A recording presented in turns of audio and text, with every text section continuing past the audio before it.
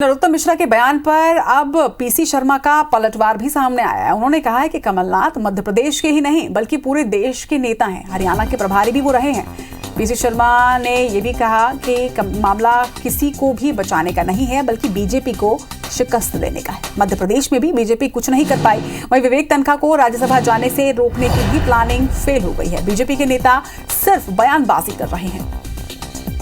तो अब इस तंज पर नरोत्तम मिश्रा का जो बयान सामने आया है उस पर पीसी शर्मा का पलटवार भी सामने आ चुका है। उन्होंने भी साफ तौर पर यह कहा है कि कमलनाथ पर इस तरह का बयान सही नहीं है। वो प्रदेश के ही नहीं बल्कि पूरे देश के नेता हैं और हरियाणा के प्रभारी भी वो रहे हैं और ऐसे में उन्हें ये जिम्मेदारी दी गई है। पीसी शर्मा ने यह भी कहा कि मामला किसी को बचाने का नहीं है बल्कि बीजेपी को शिकस्त देने का है। एमपी में भी बीजेपी कुछ नहीं कर पाई थी। वहीं विवेक तन्खा को राज्यसभा जाने से भी रोकने की कोशिश जरूर हुई थी, लेकिन इस प्लानिंग को भी फेल कर दिया गया है।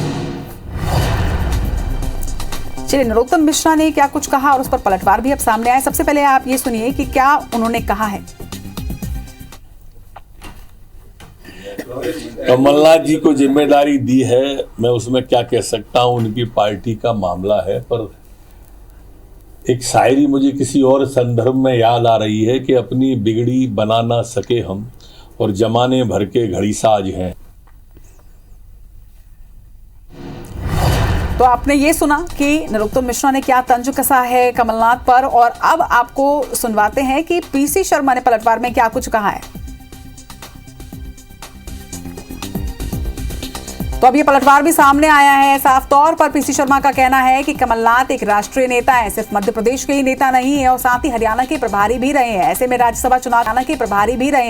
राज्यसभा चुनाव की जिम्मेदारी कमलनाथ को दी गई है और उस पर इस तरह से कटाक्ष करना सही बिल्कुल भी नहीं है। उन्होंने ये भी कहा कि बीजेपी को शिकस्त देने की बात है, किसी को बचाने की बात बिल्कुल भी नहीं है यहाँ पर। वहीं मध्य प्रदेश में भी बीजेपी कुछ नहीं कर पाई, ये भी उन्होंने एक तंज कसा है। इस खबर पर ज्यादा जानकारी के साथ हमारे सहयोगी विवेक पटैया जुड़ चुके हैं। विवेक, जिस तरह से राज्यसभा चुनाव की जिम्मेदारी कमलनाथ को दी गई है उस पर अब सियासत भी शुरू होने लगी है। एक बयान हमने सुनवाया दर्शकों को कि किस तरह से नरोत्तम मिश्रा ने शायराना अंदाज में कमलनाथ पर कटाक्ष किया है।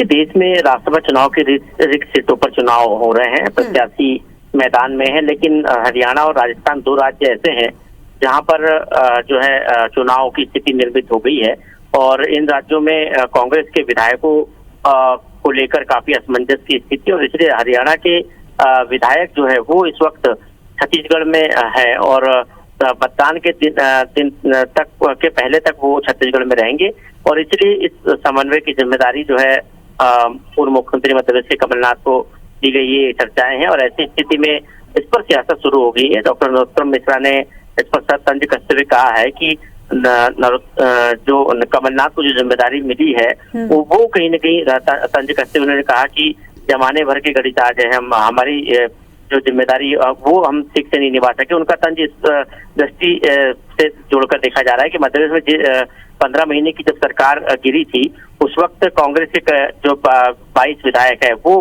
बीजेपी के खेमे में आ गए थे और उसके बाद मध्य प्रदेश की सरकार अल्पमत में आ गई थी और सरकार गिर गई थी और उसके बाद लगातार कांग्रेस के कई विधायक जो है वो बीजेपी में शामिल हुए और इसलिए ये तंज उन्होंने कहा है कि अपनी बिगड़ी तो वो बना न सके, मतलब अपनी स्थिति को वो ठीक से संभाल नहीं पाया और अब दूसरे की स्थिति संभालने जा रहे। बाड़ेबंदी की जिम्मेदारी उनको दी गई है, तो ये कहीं ना कहीं एक तंज उन्होंने कमलनाथ पर कसा हुआ है क्योंकि लगातार इस तरह की बातें मध्य प्रदेश के गृह मंत्री डॉक्टर नरोत्तम मिश्रा कमलनाथ को लेकर कहते हैं, लेकिन मध्य प्रदेश के नेता को राजस्थान और हरियाणा के विधायकों को लेकर और खासकर हरियाणा के विधायकों के समन्वय की जिम्मेदारी कमलनाथ को देने की चर्चाएं हैं। इस पर जो है बीजेपी हमलावर हो गई है।